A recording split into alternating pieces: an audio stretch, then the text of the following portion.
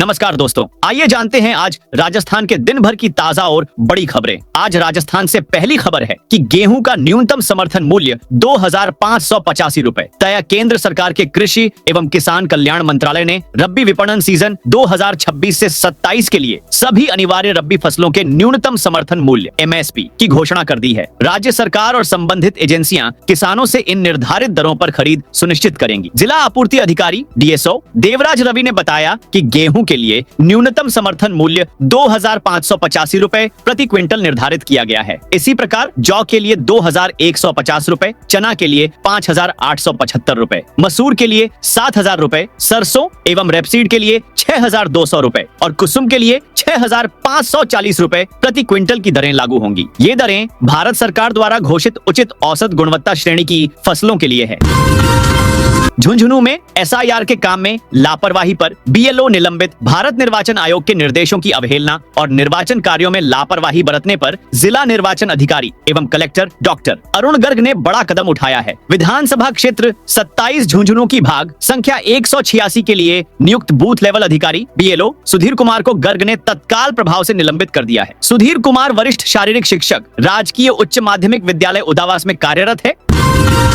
भजन लाल सरकार का बड़ा तोहफा। भजन लाल सरकार प्रदेश के युवाओं के लिए बड़ी सौगात लेकर आई है। मुख्यमंत्री भजन लाल शर्मा के निर्देश पर राज्य में दिसंबर महीने में रोजगार उत्सव आयोजित कर 20,000 युवाओं को नियुक्ति पत्र प्रदान किए जाएंगे। CM ने संबंधित अधिकारियों को सभी लंबित भर्तियों को जल्द निस्तारित कर पात्र अभ्यर्थियों को जल्द से जल्द नौकरी देने के निर्देश दिए हैं। मुख्यमंत्री भजन लाल शर्मा ने कहा कि युवा शक्ति ही राजस्थान की सबसे बड़ी ताकत है। सरकार का प्रयास है कि हर योग्य युवा को सम्मानजनक रोजगार मिले ताकि उसकी ऊर्जा प्रदेश निर्माण में लग सके। दिसंबर माह में राज्य भर में आयोजित होने वाले रोजगार मेलों में विभिन्न विभागों की चयन प्रक्रियाएं पूरी कर अभ्यर्थियों को नियुक्ति पत्र प्रदान किए जाएंगे।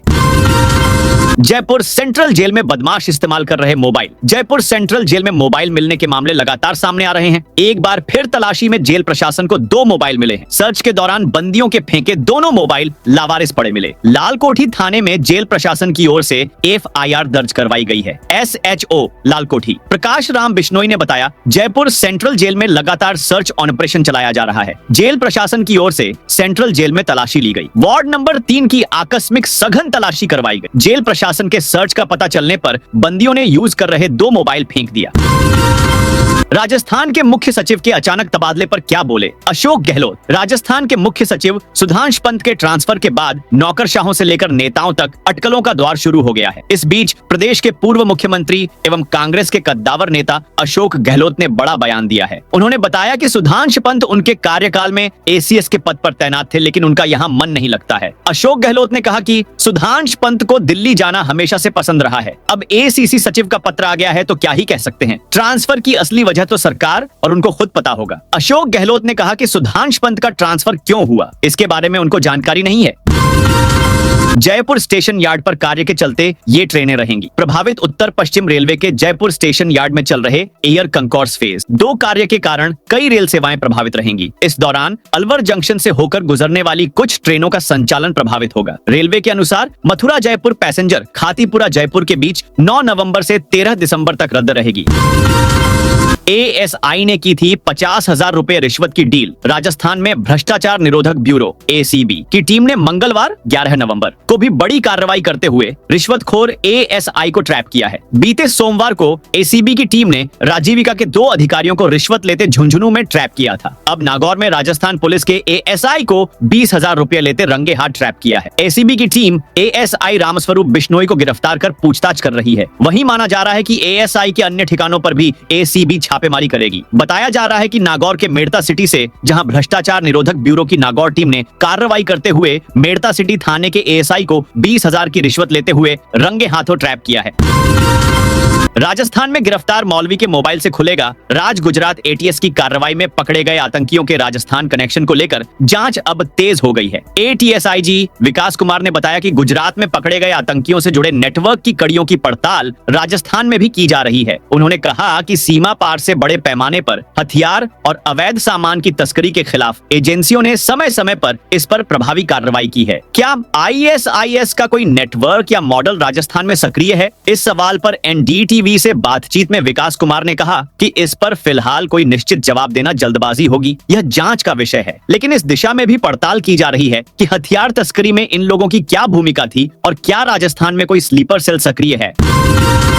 राजस्थान में कृषि विभाग में रिश्वत का खेल। राजस्थान में भ्रष्टाचार निरोधक ब्यूरो ACB पूरे प्रदेश में मंगलवार को ताबड़तोड़ कार्रवाई कर रही है। ACB ने नागौर और सवाई माधोपुर में कार्रवाई की है, जहां नागौर में ASI को गिरफ्तार किया गया है, वहीं सवाई माधोपुर में कृषि विभाग के अधिकारी को रिश्वत लेते पकड़ा गया है। वहीं राजधानी जयपुर में भी कृषि उपज मंडी समिति में रिश्वत लेते सहायक सचिव गिरफ्तार किया गया है। ACB मुख्यालय के निर्देश पर ACB की SIU इकाई द्वारा मंगलवार को ट्रैप कार्रवाई करते हुए कृषि उपज मंडी समिति सूरजपोल जयपुर में कार्यरत सहायक सचिव इंद्र सिंह मीणा को 8,000 रुपए की रिश्वत राशि लेते हुए रंगे हाथों गिरफ्तार किया गया।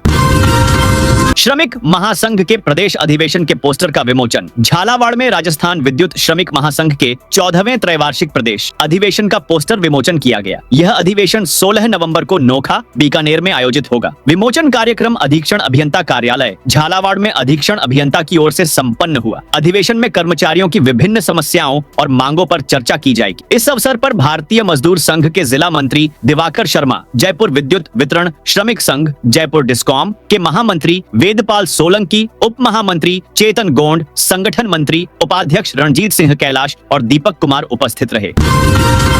पेंशनरों के लिए वेरिफिकेशन की लास्ट डेट 31 दिसंबर। सामाजिक सुरक्षा पेंशन योजनाओं के सभी लाभार्थियों के लिए अब वार्षिक भौतिक सत्यापन अनिवार्य कर दिया गया है। पेंशनर्स को 31 दिसंबर 2025 तक अपना सत्यापन करवाना होगा, अन्यथा उनकी पेंशन बंद की जा सकती है। बूंदी कलेक्टर अक्षय गोदारा ने कैलेंडर वर्ष 2026 के लिए 100% सत्यापन सुनिश्चित करने के निर्देश सभी अधिकारियों को जारी किए हैं। सत्यापन प्रक्रिया 1 नवंबर 2025 से शुरू हो चुकी है। धौलपुर में कब्रिस्तान भूमि पर अतिक्रमण का आरोप। धौलपुर में मुस्लिम समाज के लोगों ने पूर्व विधायक पर कब्रिस्तान की भूमि पर अतिक्रमण करने का आरोप लगाया है। समाज ने जिला कलेक्टर को शिकायत पत्र सौंपकर 30 अक्टूबर 2025 को हुई रजिस्ट्री को तत्काल रद्द करने और अतिक्रमण रुकवाने की मांग की है। शिकायत में बताया गया है कि पहाड़वाल वाली मचकुंड रोड पर ग्राम मोहम्मदपुर में खसरा संख्या 965/1 पर वर्षों पुराना कब्रिस्तान मौजूद है, जिसमें सैकड़ों कब्रें बनी हुई हैं। आरोप है कि पूर्व विधायक और उनके साथियों ने इन कब्रों को तोड़कर कब्रिस्तान की भूमि से अपने खसरा नंबर 965/2 में जाने के लिए रास्ता बना लिया है।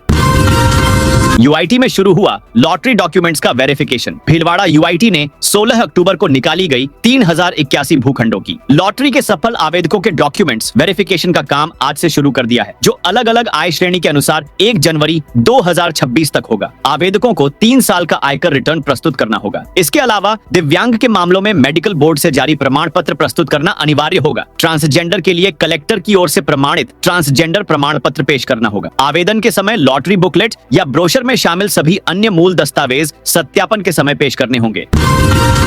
कोटपूतली बहरोड का लेन ड्राइव अभियान में बेहतर प्रदर्शन। कोटपूतली बहरोड जिले के पुलिस अधिकारियों को जयपुर में सम्मानित किया गया है। यह सम्मान राष्ट्रीय राजमार्ग 48 पर दुर्घटनाओं में कमी लाने के उद्देश्य से चलाए गए लेन ड्राइव अभियान में उनके उत्कृष्ट प्रदर्शन के लिए दिया गया। जयपुर रेंज के IGP राहुल प्रकाश ने इस नवीन लेन ड्राइव अभियान की शुरुआत की थी। इसका मुख्य लक्ष्य राष्ट्रीय राजमार्ग पर सड़क दुर्घटनाओं को कम करना था। अभियान के तहत पहले वाहन चालकों को लेन ड्राइविंग के नियमों के प्रति जागरूक किया गया। इसके बाद पुलिस और परिवहन विभाग के सहयोग से इन नियमों को सख्ती से लागू किया गया।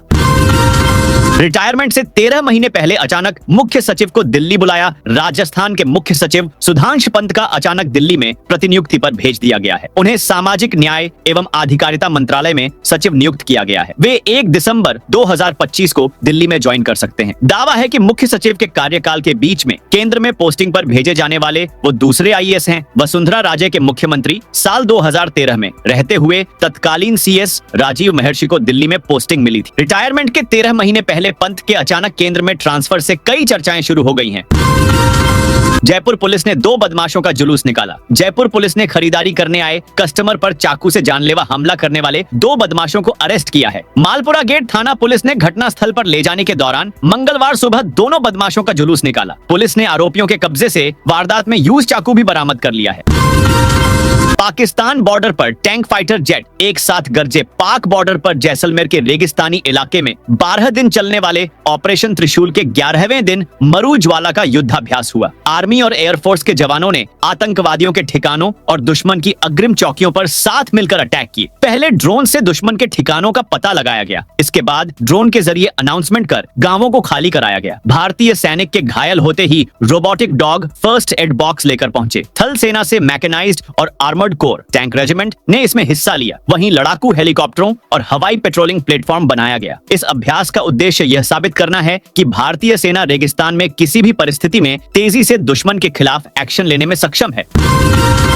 पूर्व मंत्री से विवाद के बाद AIIMS अधीक्षक को हटाया। अखिल भारतीय आयुर्विज्ञान संस्थान AIIMS जोधपुर प्रशासन ने प्रशासनिक बदलाव किया है। MS हॉस्पिटल के अधीक्षक पद से महेश देवनानी को हटा दिया गया है। उनके स्थान पर डर्मेटोलॉजी विभाग के प्रमुख डॉक्टर अभिषेक भारद्वाज को अधीक्षक पद का अतिरिक्त प्रभार सौंपा गया है। जानकारी के मुताबिक देवनानी का पूर्व केंद्रीय मंत्री PP चौधरी के साथ पूर्व में विवाद भी हो गया था। इसके बाद करीब 3 महीने पहले उन्होंने अपने पद से इस्तीफा दे दिया था। हालांकि उसे स्वीकार नहीं किया गया था, लेकिन अब एम्स हॉस्पिटल प्रशासन की ओर से उन्हें पद से हटा दिया गया है। उनका अंतिम कार्य दिवस बुधवार तक रहेगा। कलेक्टर के आदेश पर बोले, हम पर RTI लागू नहीं। राजसमंद में द मेवाड़ क्लब के ही एक सदस्य ने क्लब में चुनाव प्रक्रिया को लेकर गंभीर आरोप लगाए हैं। क्लब मेंबर डॉक्टर आनंद श्रीवास्तव ने चुनाव प्रक्रिया को लेकर आरोप लगाया है कि चुनाव नियमानुसार नहीं हुआ है। इसके बाद उन्होंने सूचना के अधिकार के तहत क्लब की 5 साल के आय व्यय का ब्यौरा और चुनाव प्रक्रिया की जानकारी मांगी थी। सूचना समय पर नहीं मिलने पर इसकी अपील कलेक्टर के यहाँ की गई, जिस पर कलेक्टर की ओर से 3 नवंबर को मेवाड़ क्लब को जवाब पेश करने को कहा गया। 3 नवंबर को मेवाड़ क्लब ने 7 दिन का समय मांगा, जिसके बाद जवाब देने की तारीख 10 नवंबर की गई। बीकानेर में जलदाय विभाग ने 27 वाटर कनेक्शन काटे। बीकानेर के कई मोहल्लों में जलदाय विभाग के अधिकारी पहुंचे। मंगलवार को विभाग ने 27 अवैध कनेक्शन काटे। ये सभी कनेक्शन बिना अनुमति के लिए हुए थे। विभाग ने न सिर्फ कनेक्शन काटे बल्कि जुर्माना भी लगाया। जलदाय विभाग के अधीक्षण अभियंता खेमचंद सिंगारिया ने बताया, सभी अधिशासी, सहायक और कनिष्ठ अभियंताओं को अवैध कनेक्शन काटने एवं बकाया राजस्व की वसूली के टारगेट दिए गए हैं। इस काम में अब तेजी आ रही है। सभी अभियंता अपने क्षेत्र के सभी अवैध कनेक्शन काटेंगे, जुर्माना भी वसूल करेंगे। अभियान के तहत जिले में 1 अप्रैल से अब तक 2023 अवैध जल संबंध विच्छेद किए गए। जोधपुर में ज्वेलर की 10 किलो चांदी लेकर भागे कारीगर। जोधपुर के सदर बाजार थाना क्षेत्र में ज्वेलरी का काम करने वाले कारीगर 10 किलो 200 ग्राम चांदी लेकर फरार हो गए। मामला सामने आने के बाद पुलिस ने आरोपियों की तलाश में टीमें गठित की है। आरोपी किराए की स्कूटी पर बैठकर गोदाम से भाग निकले। सदर बाजार थाना अधिकारी मानक राम ने बताया, ज्वेलरी शॉप राजहंस ज्वेलर के मैनेजर अशोक कुमार सोनी ने रिपोर्ट दी। रिपोर्ट में बताया कि राजहंस ज्वेलर की ओर से चांदी की ज्वेलरी बनाने वाले कारीगरों को चांदी देकर माल तैयार करवाया जाता है। घांचियों का बांस में करीब 25 कारीगरों से ऑर्डर पर चांदी की ज्वेलरी बनवाई जाती है। दौसा में बिजली कर्मचारियों का विरोध प्रदर्शन। रानी पेंशन योजना OPS को बचाने के लिए बिजली विभाग के कर्मचारियों ने मंगलवार को विरोध प्रदर्शन कर राज्य सरकार के खिलाफ नारेबाजी की, जहां कर्मचारियों ने काली पट्टी बांधकर विरोध दर्ज कराया। बिजली वर्कर्स फेडरेशन ATAC प्रदेश कार्यकारी अध्यक्ष दीपेंद्र सिंह चौहान ने बताया, वित्त विभाग द्वारा 9 अक्टूबर को OPS समाप्त करने की नीयत से जारी आदेश के खिलाफ कर्मचारियों में नाराजगी है। रोडवेज कर्मचारियों ने दी आंदोलन की चेतावनी सीकर रोडवेज डिपो में कर्मचारियों ने काली पट्टी बांधकर प्रदेश सरकार की नीतियों का विरोध जताया। कार्मिकों ने प्रदेश सरकार पर ओल्ड पेंशन स्कीम और ठेके पर भर्तियां करने के विरोध में सभा की ओर 18 नवंबर को जयपुर के स्टेच्यू सर्किल पर प्रस्तावित धरने को सफल बनाने का आह्वान किया। इस दौरान मजदूरों के एटक, C2 और इंटक समेत विभिन्न संगठनों के जिला व प्रदेश स्तरीय प्रतिनिधि शामिल हुए। रोहित गोदारा पर एक और FIR दर्ज। रंगदारी और फिरौती की डिमांड करने के मामलों में पुलिस ने रोहित गोदारा गैंग पर अपना शिकंजा कसने की कोशिश शुरू कर दी है। पिछले 1 महीने में अलग अलग थानों में रोहित गोदारा और उसके साथियों पर थाना अधिकारियों की ओर से मामला दर्ज कराया गया है। पहला मामला कोटगेट थाने में दर्ज हुआ तो दूसरा सदर थाने में दायर हुआ है। दोनों ही मामलों में रोहित गोदारा का नाम प्रमुखता से दिया गया है। आवारा कुत्तों की नसबंदी करने और शेल्टर हाउस में भेजने के निर्देश। अजमेर में ज्यादा भीड़ भाड़ वाले रेलवे स्टेशन, बस स्टैंड और जेएलएन अस्पताल में कुत्तों ने बसेरा बना लिया है। तीनों जगह परिसर में कुत्ते घूमते देखे जा सकते हैं। शहर की डिस्पेंसरी, पार्क और अन्य दफ्तरों में भी यही हाल है। नगर निगम के 80 वार्ड हैं। प्रत्येक वार्ड में औसतन 400 से 500 आवारा कुत्ते हैं। यह मुख्य मार्ग, अंदरूनी इलाकों, कॉलोनी, मोहल्ला में मंडराते रहते हैं। जेएलएन अस्पताल, रोडवेज बस स्टैंड और रेलवे स्टेशन के साथ सार्वजनिक पार्क सहित लोगों की आवाजाही के सभी स्थानों पर आवारा कुत्तों की मौजूदगी बढ़ गई है। वन विभाग ने 18 वनपालों को 6 माह की ट्रेनिंग पर भेजा। वन विभाग की ओर से मंगलवार को 7वां आधारभूत शैक्षणिक भ्रमण पुलिस अन्वेषण भवन से रवाना किया गया। डीएफओ राजीव लोचन पाठक ने बताया कि इस शैक्षणिक भ्रमण में कुल 18 वनपाल शामिल हैं, जिनमें 17 पुरुष और 1 महिला वनपाल हैं। ये सभी वनपाल 6 महीने की ट्रेनिंग के लिए जा रहे हैं, जिसमें 5 महीने इंदौर और 1 महीना आउटडोर ट्रेनिंग दी जाएगी। डीएफओ पाठक ने बताया कि इस भ्रमण के दौरान प्रतिभागी 10 दिन राजस्थान के विभिन्न वन्य जीव अभयारण्यों और नर्सरियों का भ्रमण करेंगे, जबकि शेष 8 दिन देहरादून में अध्ययन करेंगे। वहां इन्हें वाइल्ड लाइफ प्रबंधन, पौधों की नर्सरी संचालन, वन संरक्षण और पर्यावरण संतुलन बनाए रखने की तकनीकी जानकारी दी जाएगी। झुंझुनू में 23 थानाधिकारियों और 12 सब इंस्पेक्टरों के तबादले। पुलिस अधीक्षक ब्रजेश ज्योति उपाध्याय आईपीएस ने एक बड़ा प्रशासनिक फेरबदल करते हुए 23 थानाधिकारियों और 12 सब इंस्पेक्टरों एसआई के तबादले और पदस्थापन के आदेश जारी किए हैं। जिले के सभी 24 थानों पर अब सर्कल इंस्पेक्टर सीआई रैंक के अधिकारी थाना प्रभारी एसएचओ होंगे। यह निर्णय थानों में कामकाज की गति बढ़ाने, निर्णय क्षमता में वृद्धि करने और जनता की शिकायतों का त्वरित निस्तारण सुनिश्चित करने के लक्ष्य के साथ लिया गया है। तो दोस्तों, यह थी आज राजस्थान की बड़ी खबरें। आप इस वीडियो को कौन से जिले से देख रहे हैं, उस जिले का नाम बताइए।